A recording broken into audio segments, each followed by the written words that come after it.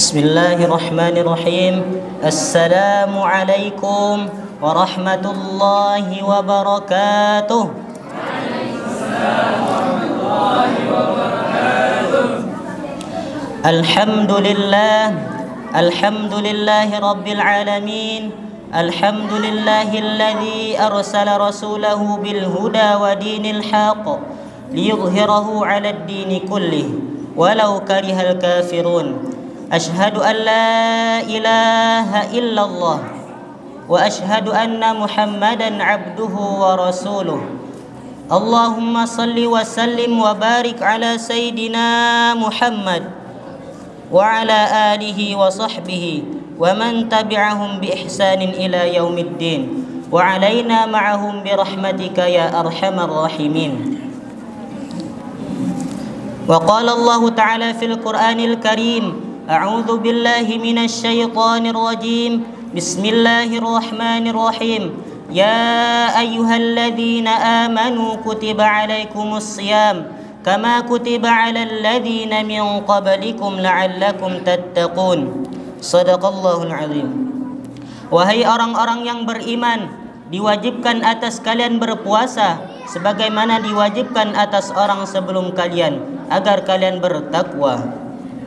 Yang pertama-tama, yang paling utama, marilah kita meningkatkan ketakwaan kita kepada Allah Subhanahu wa ta'ala dengan mengerjakan semua perintahnya dan menjauhi semua larangannya.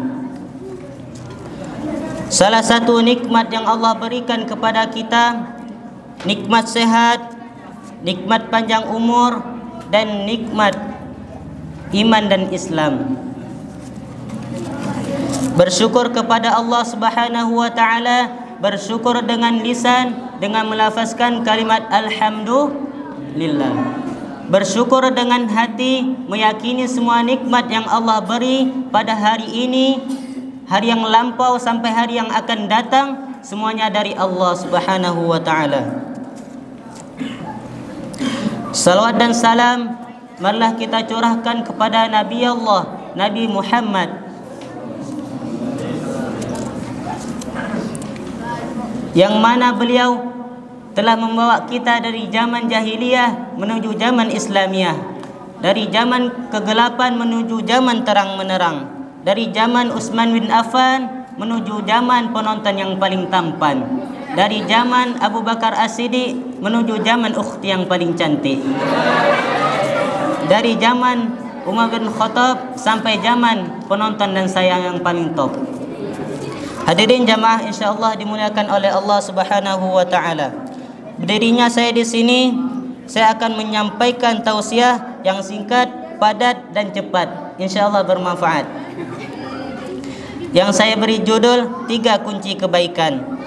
Yang pertama, amalanmu hanya untuk Allah Subhanahu wa taala.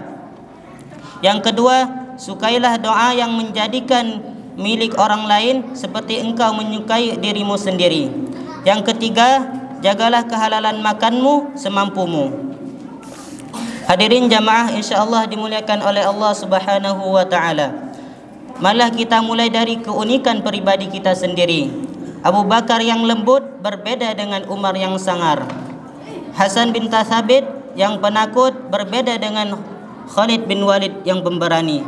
Namun uniknya, setiap sahabat berbeda-beda dalam bidangnya masing-masing. Yakinlah bahwa kita semua juga punya keunikan dan perbedaan. Setiap manusia dinilaikan berdasarkan perbuatan dan tanggung jawabnya. Tak perlu membuang energi sia-sia untuk memikirkan seperti apakah engkau akan ditempatkan dalam sejarah. Pikirkanlah bagaimana meraih posisi yang paling mulia dan terhormat di sisi Allah Subhanahu wa taala. Yang kedua, mulai dari diri sendiri.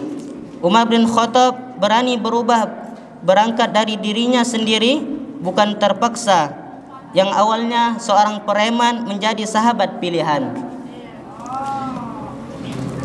Allah Subhanahu wa taala berfirman, Innal ladzina qalu rabbuna Allahu tsumma istaqamu tatanazzalu 'alaihimul malaikatu alla takhafu wa la tahzanu wa abshiru bil jannati allati kuntum tu'adun. Sesungguhnya orang yang mengatakan Tuhan kami ialah Allah, kemudian mereka meneguh pendirian mereka, maka malaikat akan turun kepada mereka dengan mengatakan, janganlah kamu takut dan janganlah kamu merasa sedih, dan gembiralah mereka dengan jannah yang telah dijanjikan oleh Allah Subhanahu wa taala. Yang ketiga, komitmen pada diri sendiri. Komitmen berarti membangun kesadaran diri untuk berubah dari hal kecil menuju hal yang besar. Yang keempat, mulai dari keterbatasan. Nabi Yusuf alaihissalam mulai dakwah dari penjara. Hasan dan Husain mengajarkan orang tua yang salah wuduknya dengan gaya lomba. Hasan bin Thabit yang menakut membangkitkan semangat jihadnya dengan syairnya. Hasan al-Banna memulai dakwah di warung kopi. Bagaimana dengan kita? Mengapa orang yang terbatas justru kreatif? Sebab ia berpikir untuk keluar dari keterbatasan itu. Orang miskin berpikir agar kaya. Orang sakit ingin sembuh dari sakitnya. Orang yang gagal terus belajar untuk meraih suksesnya. Hadirin jamaah insyaallah dimuliakan oleh Allah Subhanahu wa taala. Marilah kita mulai berubah menjadi lebih baik selagi masih ada di bulan Ramadan, karena Rasulullah sallallahu alaihi wasallam bersabda, barang siapa yang berpuasa di bulan Ramadan karena iman dan mengharap pahala dari Allah, maka dosanya di masa lalu akan diampuni. Hadirin jamaah insyaallah dimuliakan oleh Allah Subhanahu wa taala. Mungkin sekian yang dapat saya sampaikan. Lebih dan kurang saya mohon maaf. Saya akhiri. Syukran, wassalamualaikum warahmatullahi wabarakatuh.